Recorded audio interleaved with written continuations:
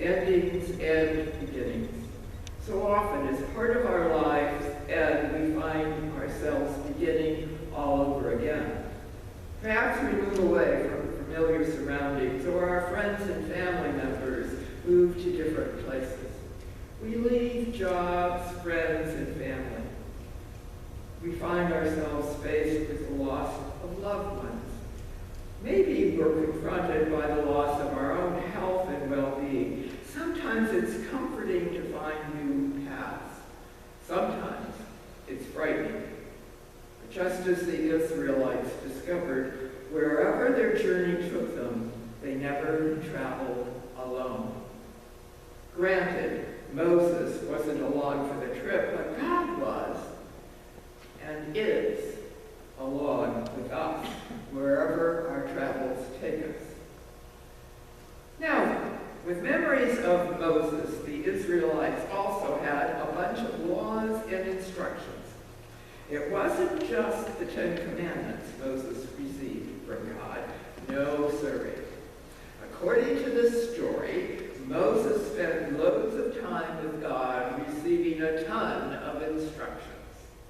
As a matter of fact, by the time Jesus was around, there were 613 laws and directions to follow.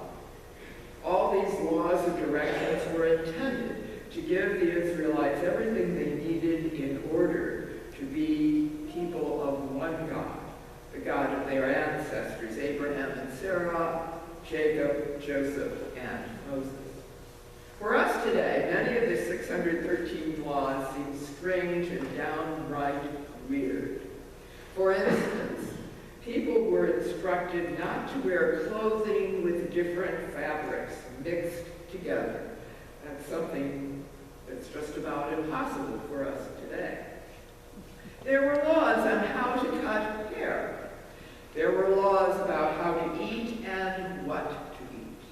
For example, if a person found a bird's nest with a mother sitting on eggs or with young, it was okay to take the young, but the mother bird must be let go. Over the centuries, it became customary for leaders and teachers to come up with abbreviated versions of these laws. Evidently, people needed commandments for dummies in order to get through their lives. So by the time Jesus came around, that's how most people got by with the laws and commandments. Unless, of course, you happen to be a Pharisee. That's because Pharisees had dedicated themselves to knowing and following right down to the letter each and every law. And Pharisees were really good about pointing out any violation. As a matter of fact, Pharisees spent their time and energy making sure all the good folk paid attention and obeyed all 613 laws. They set themselves apart from everyone else, believing that they and only they knew the Hebrew law well enough to be the enforcers. Since they had declared themselves to be holy, they knew beyond any doubt all about what or who was clean or what or who was unclean. And of course, since they were the holy ones, they would never have anything to do with anyone or anything that was unclean. People knew that the Pharisees were the final authority about the law. They passed judgment about what was really important in life.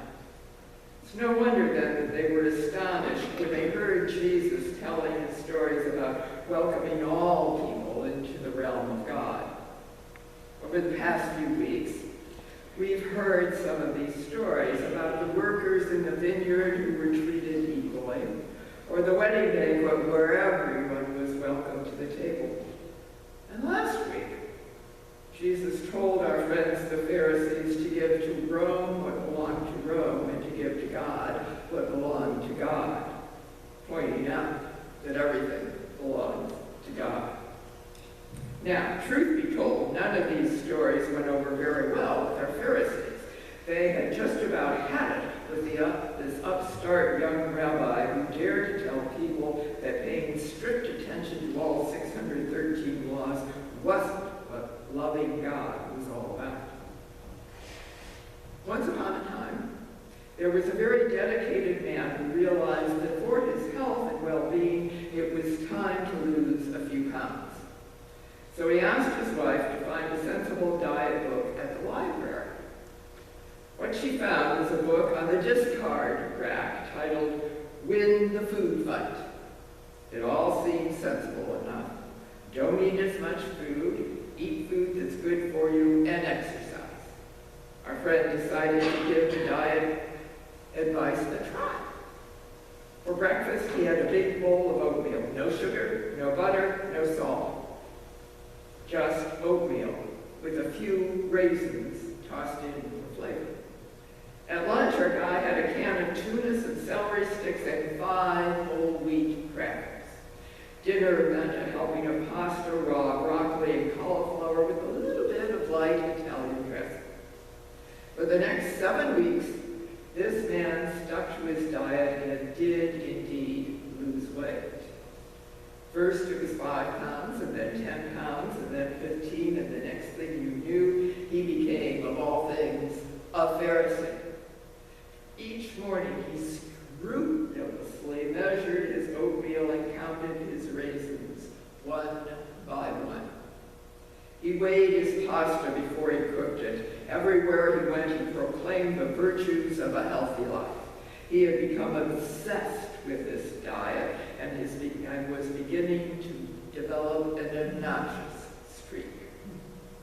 Following the strict laws of his diet was the most important part of his life. Our friend was beginning to feel very holy about himself, but in the end, he observed it started to become exhausting. It just didn't work all the time. How could he turn down cheesecake when it was offered at a dinner party? When he traveled, he sometimes found it hard to get oatmeal. Finally, counting all those raisins and wheat crackers and weighing his pasta wasn't worth the effort anymore. Life, our friend discovered, meant a lot more than counting raisins. The Pharisees set out to trick Jesus. Somehow they felt they had to catch him and discredit him. So they found a lawyer and sent him to ask the trick question.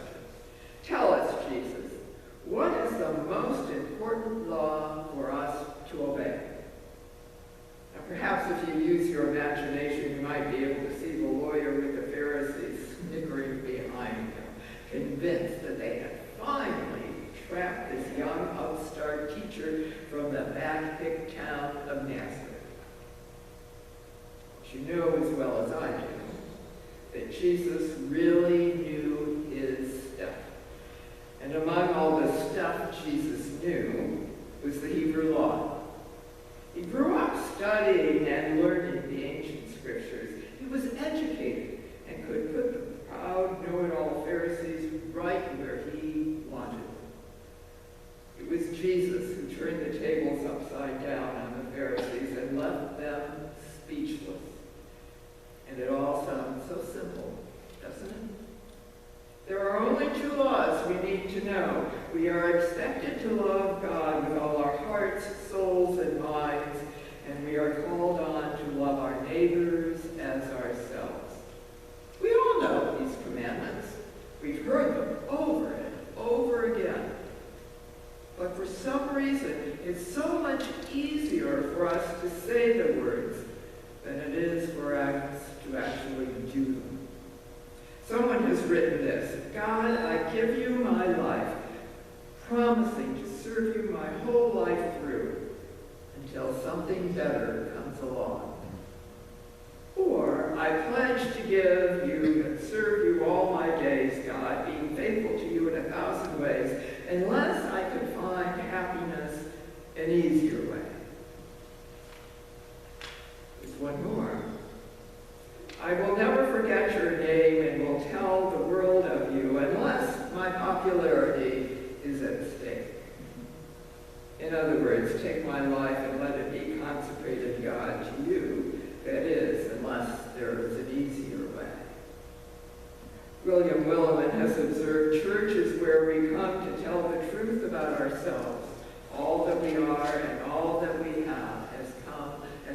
gift from God.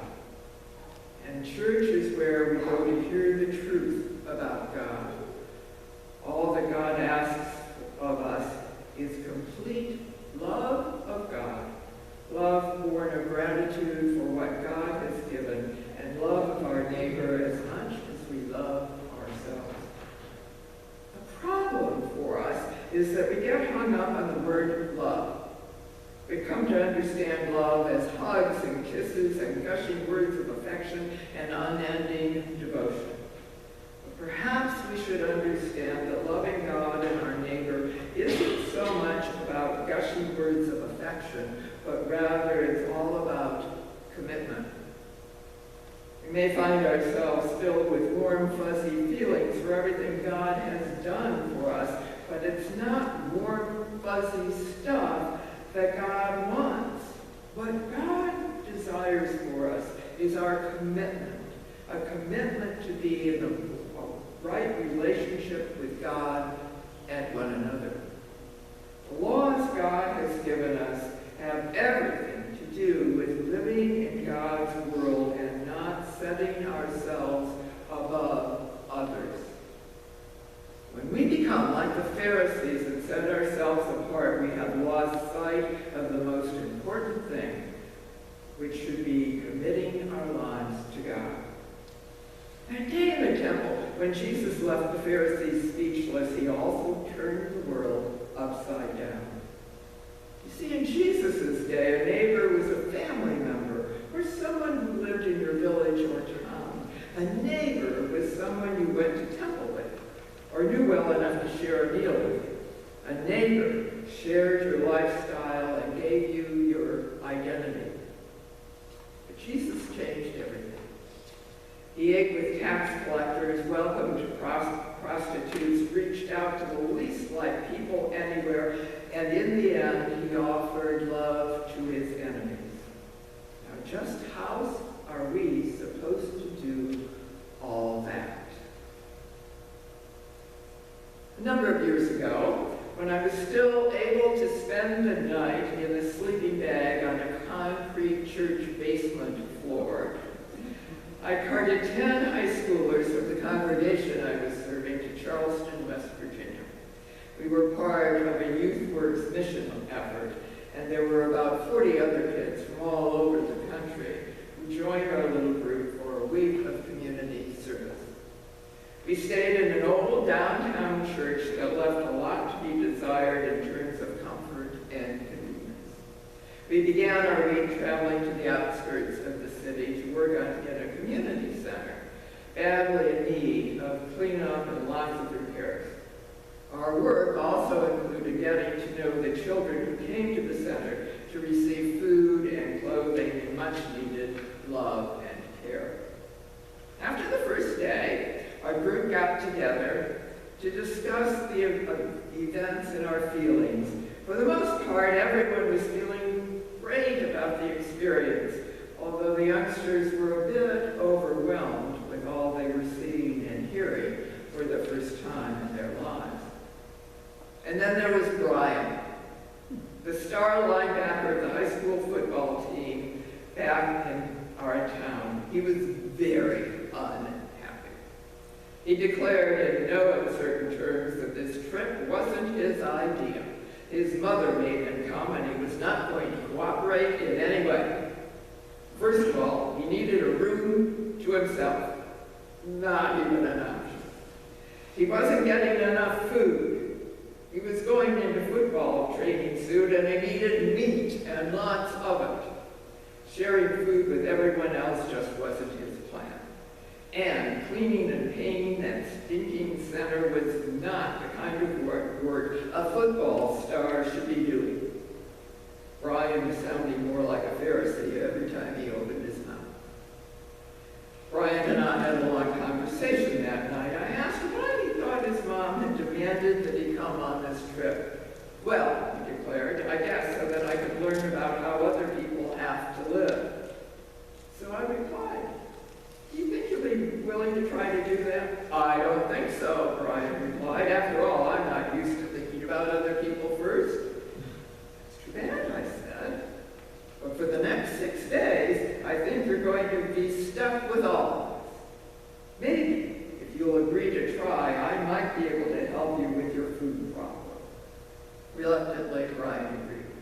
Later that night, I talked with the youth workers in charge of the week, and they agreed to purchase more nutritious food for the entire group and increase the amount of food served at meals. And I decided that I would take our little group to dinner at a steakhouse one night during the week. The next day, I explained the plan to Brian, and he just smiled and nodded.